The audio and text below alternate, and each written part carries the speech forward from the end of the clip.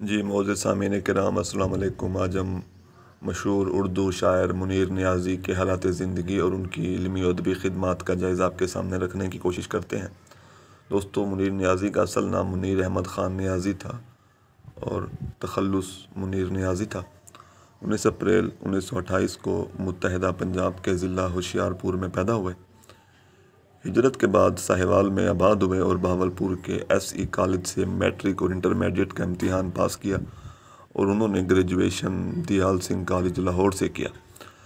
ان کی علمی و ادبی خدمات کا تذکرہ اگر کیا جائے تو ان کا پہلا شعری مجموعہ تیز ہوا اور تنہا پھول 1949 میں منظر عام پہ آیا اور وہ 1949 میں انہوں نے ساہیوال سے 7 روزہ 7 رنگ وہ جاری کیا۔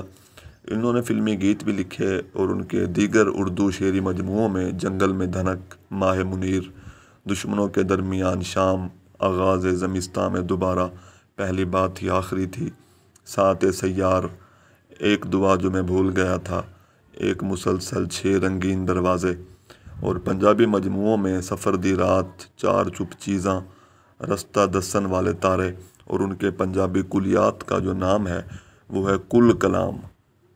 منیر نیازی کی علمی و ادبی خدمات کے اعتراف میں انہیں 1992 میں پرائڈ آف پرفارمنس سے نوازا گیا۔ 1998 میں انہیں ستارہ امتیاز اور 2002 میں انہیں کمال فن اعزاز سے نوازا گیا۔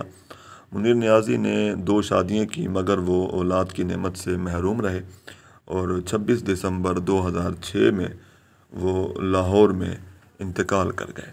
شکریہ۔